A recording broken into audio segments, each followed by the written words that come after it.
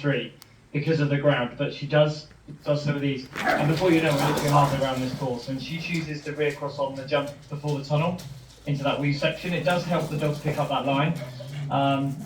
No worries about the dog going into that tunnel instead of the spread.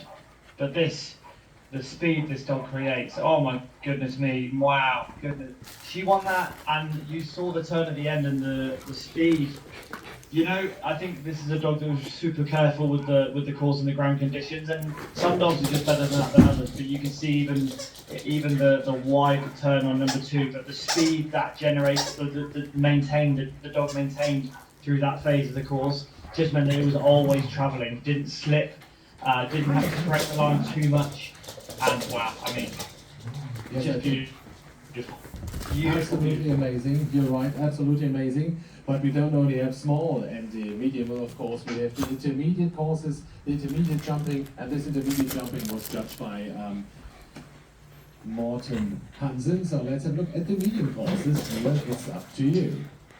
Back to me then, yeah. So this course, again, Morten, a judge I don't really know much about in terms of his course design and his themes, but I actually thought this was, again, a course, really good course to open up the competition with. Still some technical challenging elements, but overall, I would say a little bit more on the easier side. A judge who's not afraid to start a bit slower. So 1 to 4 was quite a technical section, and particularly with some of the GB dog runs I saw, numbers 1 to 4 were done with a wrap on number 2 and then a wrap on number 3. So really choosing the safer option. But then it opens up, and when you open up, that's when you see the speed of these dogs really start picking up before going into the technical section at the end. So a bit of an ebb and a flow, a bit of a technical start, a bit of an open middle, and then again a technical finish. Overall, good balance of the course, and yeah, definitely a good one to start with. Indeed, and when we see this course right now, we have to talk about 17, 18, and 19, and of course number 20. Because this U-turn at number 17, the dogs are accelerating over 18 and coming with full speed out of number 19. So the lines are very good. We don't have to talk about lines, really good lines. But what do you have to do as a dog handler to create this turn to number 20 when the dogs comes out with a full speed of number 19? Yeah, it's a really good point. I think depending on the view of the wing, the handlers chose to take 17, 18 before on 17 before going 18 to 19. Really plays a part in how early the dog can be steered out of the tunnel towards number 20. So really, it's really key that we get on top of the dogs on number 20.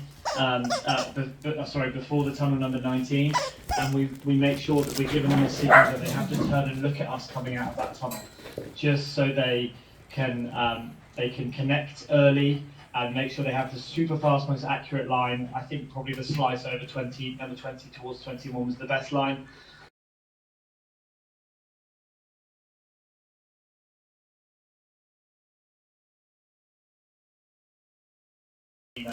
And the individuals, but for sure could go further than that. About this one, Neil, I recognize that Ariane and the most German competitors in this round, the jump dog walk take on the long wing and not through the short wing as 99% of the competitors. Yeah, it's a really good point, and I think we saw it even last year at the European Championships. I think we see it a lot now, but in prominent scenarios, we saw. I think it was a course from Flora, a large jumping qualification course. We saw a course where the option to go in terms of meters on the dog's path is longer, that the dog is able to maintain the speed because for sure they don't need to collect so heavily, and I think that's a really keen eye, and it's a good observation. But I think if you are to ask people why they still might decide to wrap over a slice, I think the risk of the bar. So the Germans have utmost faith in their dogs and the ability to, even when the line isn't at all the given line for a slice, they trust their dogs 100% to pick up the bar. The second thing is that if you can have the commitment, it actually gives you a little bit more of a time as a handler to control the exit. because the dogs have to work a little bit harder on the line of the dog, which is longer. It means you can give yourself that edge at the end just to support the dogs, particularly in this scenario when we needed the dog to stay on the landing, on the takeoff side, and not push to the back side of the obstacle after. It was an amazing round, definitely. And yeah, so we go on.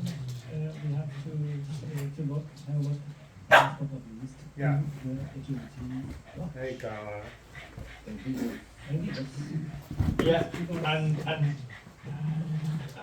I'm sorry, I'm too excited. I'm talking over you. But Steffi's course, again, just a beautiful example of what we come to expect from Stephanie. She lures you into maybe leaving your dog a bit more independently and doing some layering. So it was really, really good to watch this course, the amount of time I got to watch it for, particularly numbers 4 to 7. So layering the sort of small 3-meter tunnel, trusting the dogs to pick up the tunnel and doing a thread or wrap on number 6. And then we see this a lot from Steffi, these quite heavy threadle slices, so the line isn't as obvious for the dog, but then it comes through the gap, so a bit of control needed on the jump. And then again we have this fast section towards the weaves. I saw a number of different options for the dog walk weave combination here. Some people chose to stay on the far side with the dog walk on their right and push to the weave entry. Others trusted the dog to not pick up the jump.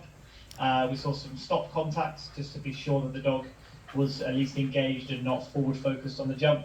And again on 17, we've just spoken about it, but I saw different combinations of people going the left-hand wing and the right-hand wing of number 17. So good options, but again, physically quite demanding for handlers, really fast for the dogs. But again, just a lovely course, a really, really good course. yes, we love it too, and we have some handlers, I think only 3 or 5, so on, who change behind the tunnel to a blind cross after number 8, after number 5 to do number 6. For example, Simon Tabora, it was a very fast one, I think, but he drops some. Yeah. Okay, yeah, and this is, I think we're moving into a new era of a new phase of dog. So is on a better opportunity to get there for the blind, but definitely there. I think the best option was for the thread or wrap. Yes, and some handlers in this course, you talk about the dog walk. Only a few handlers run on the left side, the dog walk, and go over the hand in the loops, into the loops. And the most handlers do it from the right side and send over left hand in the loops, into the loops. So would the dog walk on their left? The most people do it with the dog walk on their left. Yes, on the left. Yeah, I think you'll be there. We will surely come to England, but unfortunately we have no more runs today, so we have to say goodbye. Neil, thank you so much. We're going to see us tomorrow evening again after the award ceremony, and we're going to have a look at the individual qualification sessions again, with all those courses, with all those winners ones. So Neil, we wish you a nice evening. Thank you so much, and to all the users, have a nice evening. Enjoy everything you want to do right now, and we're going to see us tomorrow morning at 7:30. The first course walks are 7:30 Central European Time. So have a nice evening. I hope you enjoyed the day with us. I hope you enjoyed with this little sports studio show here on the Working Good live stream. So have a good day, have a good evening. Neil, thank you, bye bye. We're done for this day. Bye bye.